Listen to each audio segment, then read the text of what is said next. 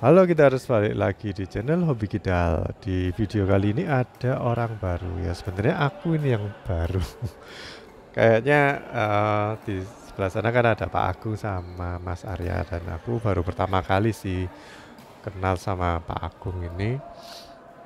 Mungkin sebelumnya dia udah pernah main di grup ini ya, bukan grup sih ini sebenarnya. Cuman main ini sih apa? Ya janjian terus ketemuan dan main. Soalnya aku nggak di-invite kalau misalkan ada grupnya. Jadi setiap minggu, setiap hari Jumat sih biasanya. Kita mainnya hari Sabtu. Setiap hari Jumat Mas Arya menghubungi aku, mau main nggak hari Sabtu. Kalau seperti biasa. Ya, kadang ada, kadang enggak sih. Tapi kebanyakan ada. Dan aku kebanyakan juga bisa. Jadi ya ikut-ikutan lah. Cuman nggak ini ya. Kadang aku datang juga, kadang juga nggak bisa datang. Oke, karena aku sama temenku dan beberapa di sini udah ngerti ya, kalau aku habis cedera terus ya masih cedera sih, sedang cedera. Kebanyakan sama teman-teman sih memang baik. Jadi kalau kita cedera terus ngomong ke orang itu kita apa ya dikasihani mungkin ya. Ya sebenarnya nggak perlu sih kita ngomong ke orang kalau kita cedera tolong jangan dibully atau jangan diincer atau minta bola yang gampang-gampang gitu ya. Tapi ya nggak enak sih sebenarnya kalau mainnya seperti itu. Tapi karena kita mainnya persahabatan jadi sudah saling kenal. Jadi mainnya kadang-kadang kalau Mas Arya biasanya misalkan servisnya ngeflick terus kalau lihat aku cedera nggak ngeflick. Nah itu kan termasuk baik ya. Jadi ngelihat oh aku masih cedera nggak dikasih bola-bola tipuan atau gimana gitu.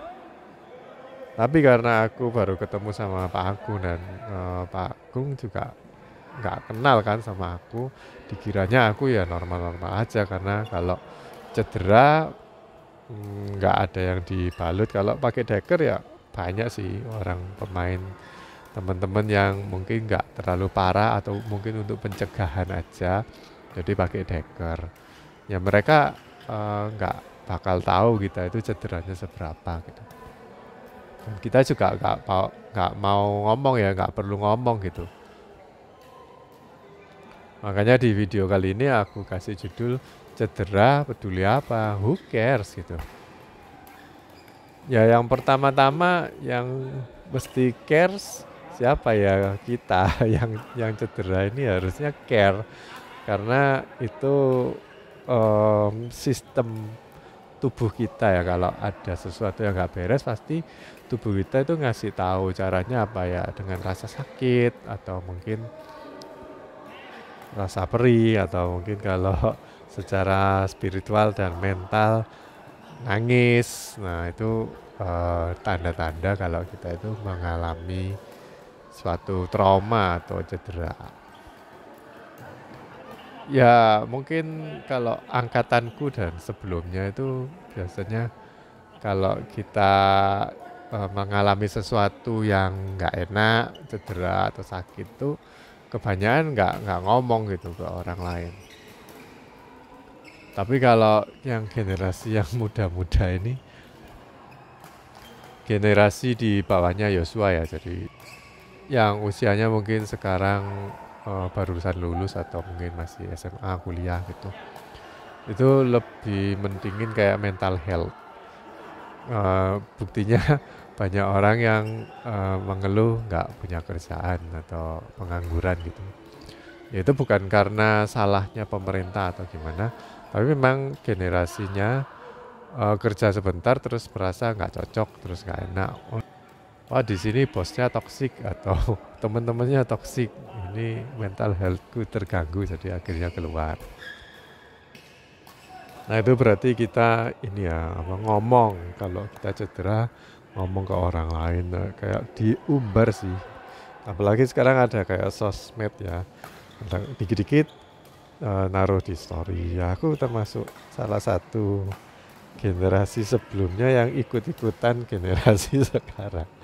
Jadi dikit-dikit moto cedera terus ya nulis di story gitu. Buat apa kok di-share di story? Apa minta dikasihani atau em, malah bangga karena kita cedera? Nah itu kan banyak alasannya juga. Tapi kalau aku lihat sih Pak Agus sama Mas Arya ini mereka nggak incer salah satu dari kita, jadi mainnya ya imbang gitu, fair. Sedangkan Yosua aku sebenarnya bingung kalau partner sama Yosua, dan Yosua pikir kalau aku masih cedera jadi harus lebih banyak cover gitu. Tapi aku bingung juga karena ada bola-bola yang sebenarnya aku masih bisa ambil, tapi Yosua cover terus Yosua juga bingung. Ada bola-bola yang aku kayaknya nggak bisa ambil, tapi bisa ambil. Jadi dului dia mau ambil gitu. Waktu istirahat dia bilang, bingung aku kok kalau eh, tak pikir nggak bisa ngambil ternyata bisa. Tapi bola-bola yang dia pikir bisa ambil ternyata aku nggak bisa ambil. Nah itu karena Yosua kan juga nggak ngalamin ya. Kadang-kadang kalau aku mainnya waktu cedera gini ya, kalau aku lihat kondisinya, situasinya kira-kira sama lawan mau ditaruh di mana, nebak ya, itu aku lebih ready, jadi langkahnya udah jalan lebih cepat. Tapi kalau sampai ditipu atau ditaruh di depan persis ternyata itu aku untuk tariannya ya, untuk bergerak maju cepat itu nggak bisa karena ya sakitnya memang di situ gitu. Kalau bola-bola dadaan nggak bisa, tapi kalau udah jalan duluan pelan-pelan gerak terus kalau dikasih bola yang agak jauh itu masih bisa. Oke, menyambung yang tadi ya aku bilang ya, kalau kamu cedera siapa yang peduli? Ya kamu sendiri yang harusnya peduli. Terus selama aku cedera ini mungkin sekedar sharing aja ya, karena tubuh kita itu sehat atau enggak itu juga dipengaruhi oleh pikiran gitu. Kadang-kadang kita kok merasa nggak sembuh-sembuh, ada cedera yang mungkin sampai bulanan atau tahunan gitu ya. Terus merasa udah ini, ada orang yang bisa beradaptasi terus menerima. Oh ya memang udah tua jadi harus diterima sakit gini dan sebagainya. Ini apa Dede Edi saja bilang kalau ini ya waktu sharing di wawancara itu eh, mereka bilang kalau ya kalau udah ada umur harus akrab dengan menerima dan akrab dengan cedera ini, sakit ini dan itu gitu. Nah, mungkin waktu mereka masih muda nggak merasakan, tapi kalau udah agak tua gitu, mendekati usia pensiun, mereka mulai merasakan hal itu, dan itu hal yang wajar. Jadi eh, bukan harus ditolak gitu. Tapi kalau memang niatnya kepingin main ya mereka kan masih main juga ya. Itu mereka menerima dan itu bagus sih, kita harus menerima. Selain karena memang kalau cedera ya menerima itu kadang-kadang mengasihi diri sendiri ya. Mengasihi diri sendiri itu kadang-kadang bukan eh, harus jarak atau diforsir gitu. Contohnya misalkan kita itu suka sama mie instan atau mie goreng lah. Terus kita tahu kalau itu menyenangkan kita, jadi enak gitu. Tapi kalau kita tahu juga kalau setiap hari makan itu nggak sehat buat tubuh kita. Nah, kita itu kan kalau kita mengasihi diri sendiri, apa? Benar-benar mengasihani diri itu bukan berarti kita harus nuruti keinginan kita terus supaya kita itu senang terus, tapi juga harus mempertimbangkan kesehatan kita. Sebagai gantinya atau alternatifnya mungkin kita makan sayur, mungkin kita makan sesuatu yang berserat kayak oatmeal. Kadang ada orang yang nggak suka sayur, nggak suka oatmeal, tapi ya disuka-sukain atau tetap dimakan karena mereka tahu kalau itu bagus buat tubuh mereka. Nah itu namanya kita membatasi, nggak boleh terlalu senang juga karena kita tahu ada dampak sesuatu yang negatif dengan kesenangan itu. Kenapa aku cedera tapi kok tetap main badminton ya? Karena aku senang badminton. Nah sehubungan dengan itu ya, kalau otak kita itu senang, itu biasanya penyakit-penyakitnya itu hilang. Bukan nggak kerasa ya, tapi memang benar-benar hilang gitu. Nah maka dari itu di video ini aku ingin sharing aja.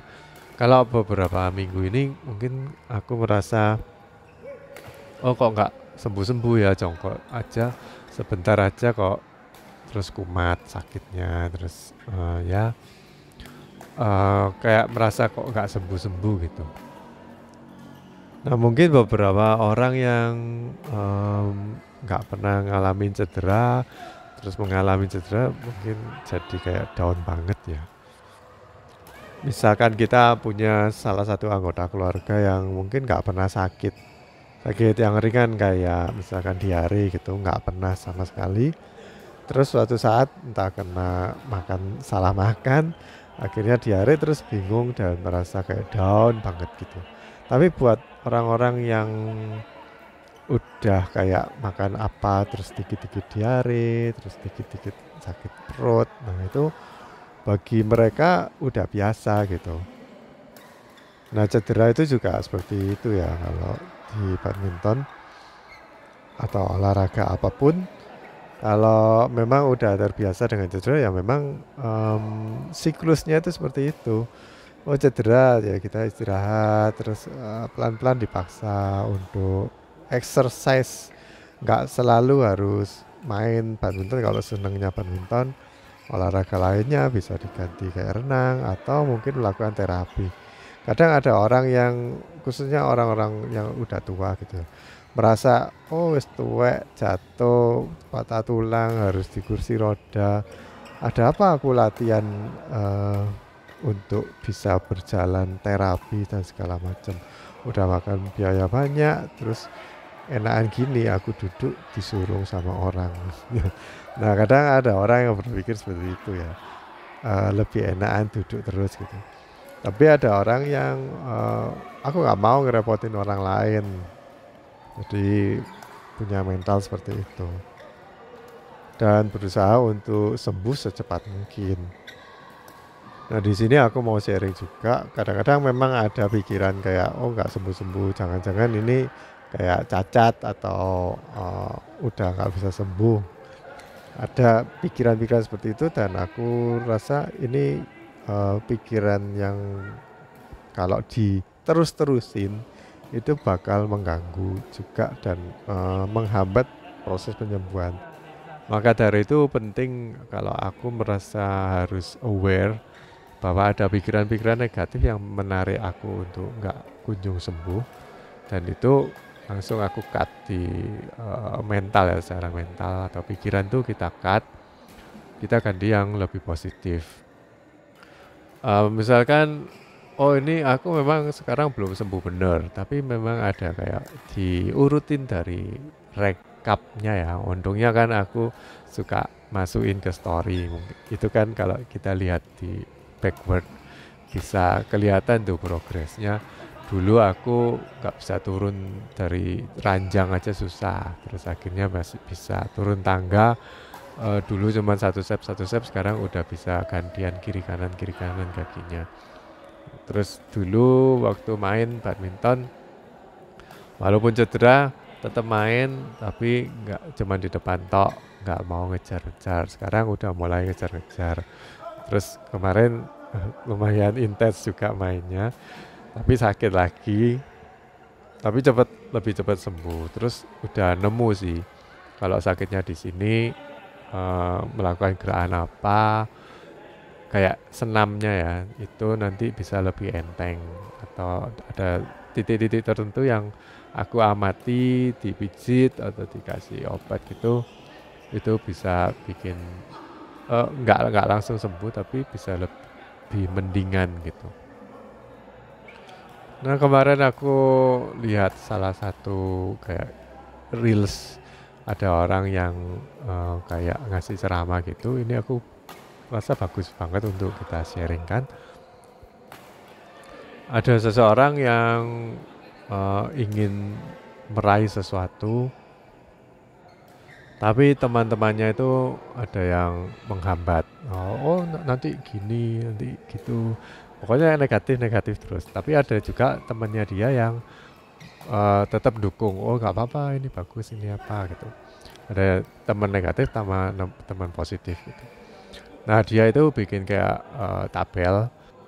Siapa teman-temanku yang negatif itu di list. Terus dia janji ke dirinya sendiri, aku harus mengurangi waktu tetap berteman, tapi kumpul sama mereka mungkin dijatah 5 menit gitu. Dan yang teman-teman yang positif dia kasih jatah untuk ketemuan lebih banyak waktunya. Nah, terus itu secara berkala membuat dia lebih sukses, lebih cepat. Jadi teman juga ngaruh sih, kalau kita itu mau mentalnya positif atau negatif itu kita harus cari circle pertemanan yang lebih positif. Makanya aku juga suka main di sini karena orang-orangnya juga positif gitu. Walaupun lapangannya jauh dari tempat tinggalku, tetap aku kadang kalau bisa ya, memang benar-benar bisa, aku sempatin waktu untuk main di sini walaupun cuma 2 jam. Dan itu pun main cuma sekali 2 kali lah, cukup buat aku. Oke guys, jadi gitu aja sih sharing dari aku kali ini. Semoga bermanfaat, khususnya buat yang cedera dan merasa mentalnya down ya. Kita tetap semangat dan hati-hati juga dengan beberapa teman atau mungkin anggota keluarga yang lebih banyak ke negative thinkingnya. Kita harus mulai belajar lebih positif dan lebih banyak berkumpul dengan orang-orang yang membawa positive vibes. Misalkan dalam keluarga kita nggak bisa menghindari, ya kita mungkin tutup telinga aja atau mungkin berangkat badminton. Berangkat badminton untuk menghindari orang-orang rumah yang omongannya negatif. Itu saran yang buruk ya sebenarnya. Oke guys, jadi gitu aja video kali ini, sampai jumpa video berikutnya ya, bye bye.